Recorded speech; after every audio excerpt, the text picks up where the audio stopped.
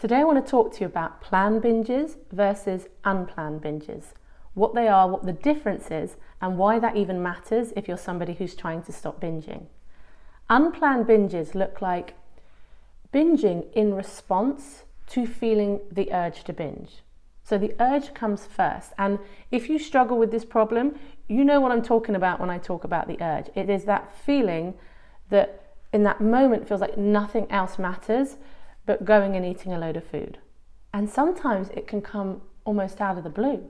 You might wake up in the morning and feel like, actually, I've got a feeling today might be a good day. And then at some point in the day, this feeling arrives and you end up binging. The other way an unplanned binge can show up is, and this happened to me when I was working on the permission piece, when I was trying to have more of the foods in the house that I would normally binge on. And it would go something like, okay, I'm just going to go and have a piece. I'm going to go and have one portion. And then I would go and have it. I wouldn't feel satisfied. I'd want more. And then I'd go, okay, just one more. And then before I knew it, I had slipped into a binge. So the binge didn't come as a result of feeling the urge. It was more like I felt pulled into it, and it wasn't planned. And of course, I just made it mean that I had zero self-control around food. Whereas planned binges is where you know in advance that the binge is going to happen. You might even know several days in advance. Or it could be just at lunchtime, your mind is planning what you're going to binge on later. Or at the weekend, your partner's going to be away, you've got the house to yourself, and your mind is planning what you're going to binge on. Now, the people that I work with who plan their binges tend to carry so much self-judgment about the fact that there is some planning involved. Because one of the things that defines a binge over just regular overeating is that sense, that feeling like you have lost control. You cannot stop yourself. So when you're planning a binge, there can be that judgment of like, I'm planning this, so I should be trying to do something differently. It's not as simple as that, and I will explain why in a moment. But I just want to define the two different types of planned binging. You have the conscious planned binge and you have the unconscious planned binge. Now the conscious one is when you are planning and you know you are planning. You are aware of it. Whereas other times, and the unconscious, or actually it would probably be more accurate to call it subconscious, because unconscious is completely out of your awareness, whereas subconscious is kind of just outside of your awareness. And here's what it looked like for me.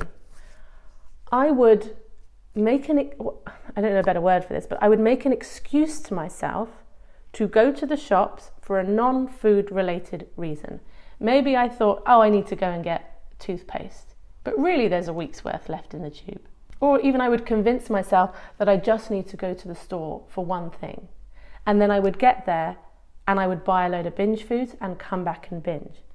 Now, at the time when I was saying to myself, I'm going to go to the store and I'm just going to get this thing, I was believing that. I was believing that was true. But then after I bought my binge foods, there was a part of me that felt like I always knew that that was what was going to happen. And because actually I wouldn't normally make a special trip to the shops just for the reason that I was telling myself that I needed to go. So it was strange because it was like there was a part of my brain that was planning and trying to manipulate this situation so that I would go and get the binge foods in that I wasn't fully aware of. As I'm sharing that, I'm quite conscious that that isn't an experience that I've heard from a lot of people. So I'm wondering how common it is. This idea, I felt very capable of tricking myself, and that's what it felt like I was tricking myself into getting the food that I needed to then have a binge. Now you might see yourself more in the unplanned or more in the planned categories, or you see it as a combination of both of those.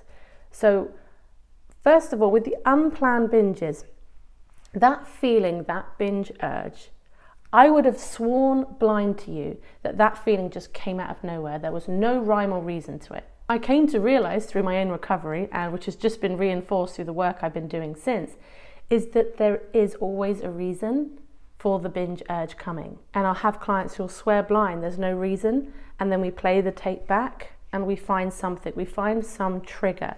So if you are experiencing these binge urges that come and they're strong, is the starting point is to try and understand what the triggers for that is.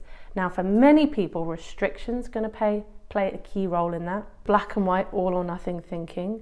My goodness, one for me was just any time I felt like I'd blown it, the feeling of like guilt, like I'd messed up, that would be a trigger to binge. Also, the idea that I was going to do better tomorrow. So restriction and control was always imminent.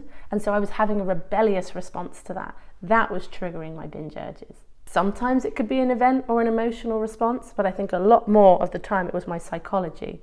And even certain food cues, certain times of day can trigger binge responses because they're kind of tied into habitual patterns and loops as well. And I will link to videos at the end and below that will talk a lot more about binge urges and understanding what might be in them.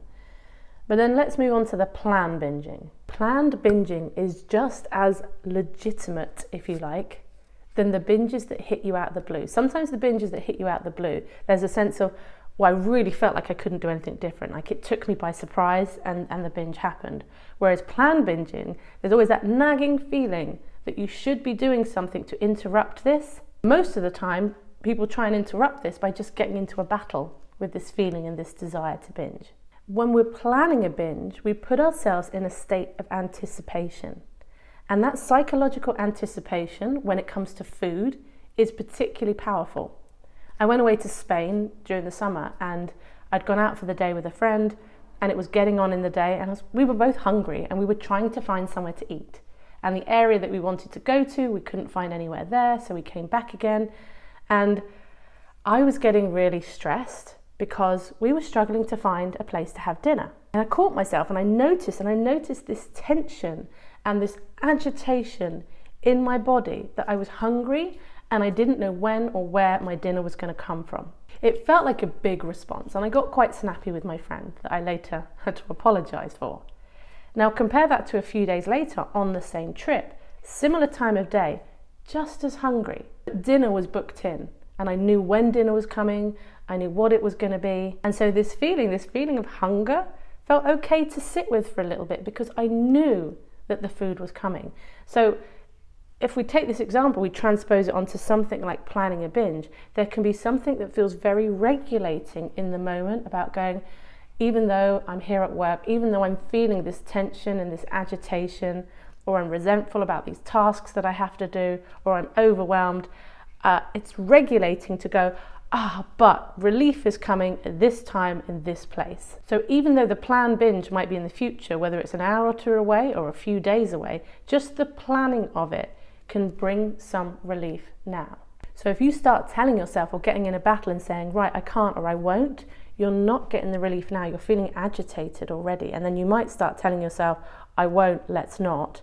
And that could lead to even more binging because there's more tension. And the way your brain has been wired to release that tension is to go and eat more. And here's the other point that I want to make about planned binges, which I think is key. Because the brain anticipates and predicts, chances are you have battled with binge urges at some point and found that it didn't work.